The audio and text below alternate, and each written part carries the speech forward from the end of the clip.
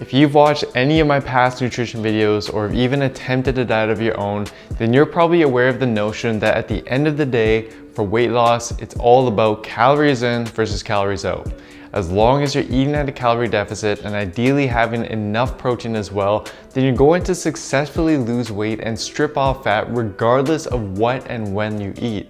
Now, while scientifically speaking, this is true and it is the basic law of thermodynamics, what this simplistic model fails to account for is how the various foods you put into your body actually then go about affecting these two variables. Because research has shown that while yes, at the end of the day, calories are what matter most, if you want to truly lose fat as efficiently and as quickly as possible, then you need to go beyond just calories and instead pay close attention to the types of foods that make up the calories you're ingesting every day and also how you go about ingesting them, as that's what makes all the difference. And in this video, I'll go through 3 swaps that you'll want to make in your diet that accounts for those variables and can enable you to lose fat faster, and then I'll provide you with a sample meal plan that puts all of this together for you. The first swap you want to make with your diet is to stick to mostly with foods that have been minimally processed. So for example, foods like oats and multigrain bread, as opposed to their refined counterparts such as cereal and white bread that have been stripped of most of their important nutrients and fiber.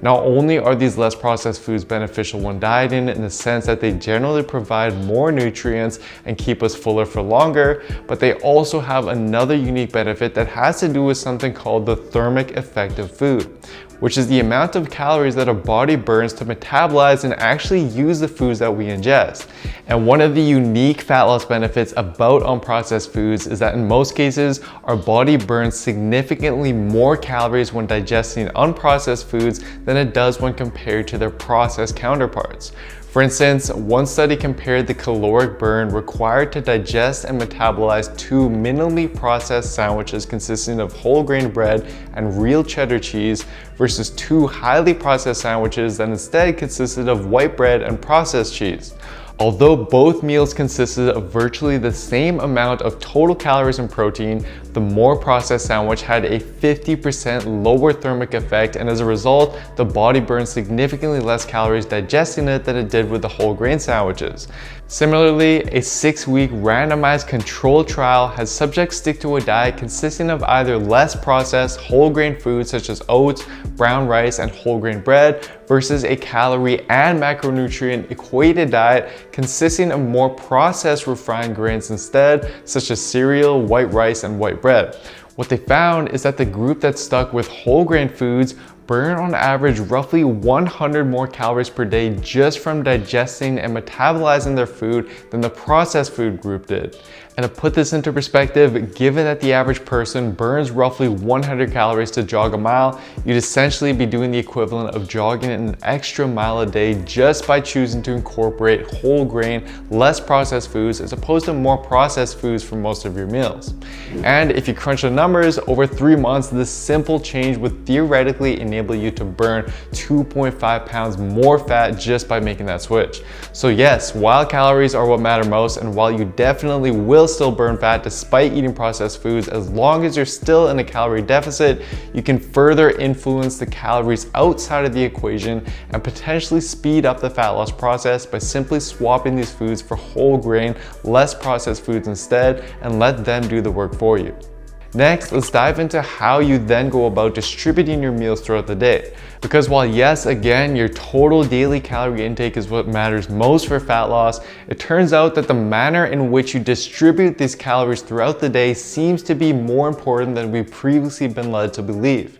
Illustrating this is a recent 2020 paper and another similarly designed 2015 paper that compared the effects of using a more front-heavy distribution approach by allocating more calories to breakfast versus a back-heavy approach by allocating more calories to dinner instead. What the researchers found is that subjects using the front-heavy approach not only experienced significantly less hunger and significantly less cravings for sweets throughout the day, but they also experienced greater overall energy levels, meaning that they were able to adhere to the diet more easily, and they likely burned more calories throughout the day from fidgeting, walking, and just moving more in general because of their increased energy levels. And in fact, this protocol was also repeated in a longitudinal weight loss study, which found that subjects using a front-heavy approach lost more weight decreased their waist circumference to a greater degree, and reported greater hunger control over a period of 12 weeks when compared to a group that used a back-heavy approach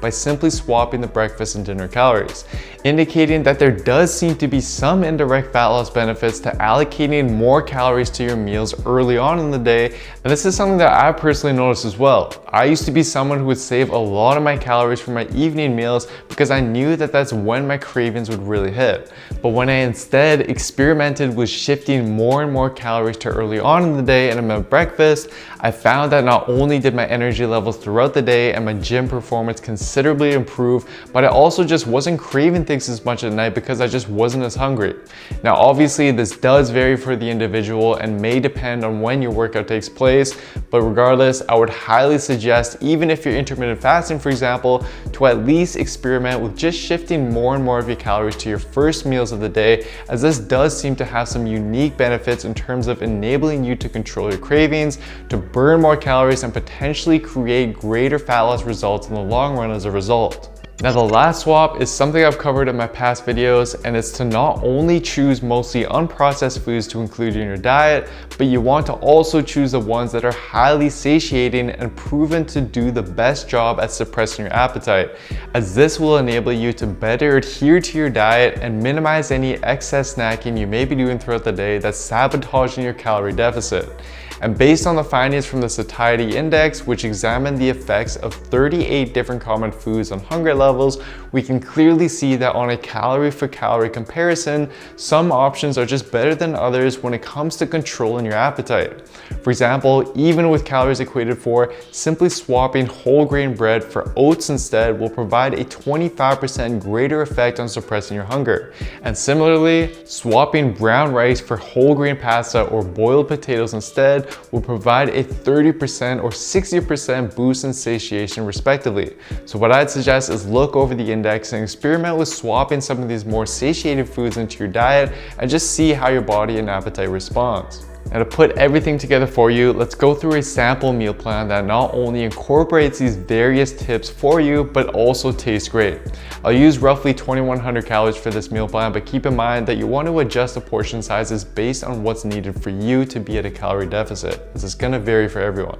So to start, we'll be allocating most of the calories towards breakfast with protein pancakes made completely of highly satiating, minimally processed foods. For these, first blend the oats to make an oat flour, and then you want to add the rest of the ingredients in to blend. Then simply cook them over a pan and top them with peanut butter, sugar-free syrup, sauteed apples, or whatever you'd prefer.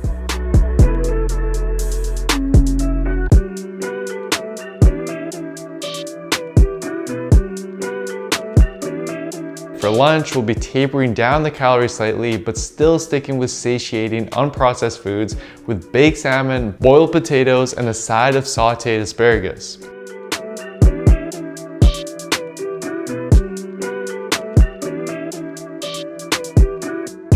Then, to keep you going until dinner, you can have an orange and can even plan in a protein shake as well, depending on when your workout is. And then for dinner, we'll continue tapering down the calories slightly with baked chicken breast and a side of veggies roasted in olive oil.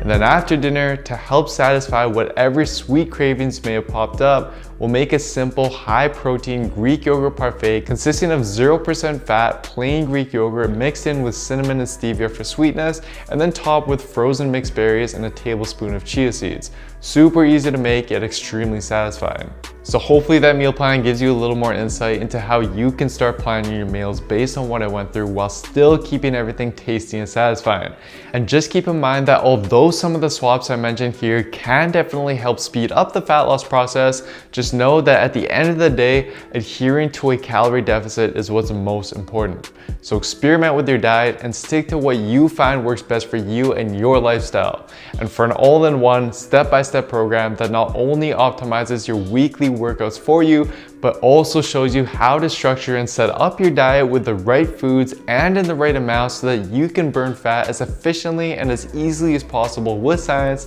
And simply head on over to builtwithscience.com and take the analysis quiz to discover which program is best for you and where your body is currently at. Anyways guys, that is it for today. Thank you so much for watching. Hope you're all doing well. Please don't forget to show your support by giving the video a like, leaving a comment down below as to what you'd like to see me cover next, subscribing to the channel, and turning on notifications for the channel as well, as this all really does help me out. Thank you so much everyone, and I'll see you next time.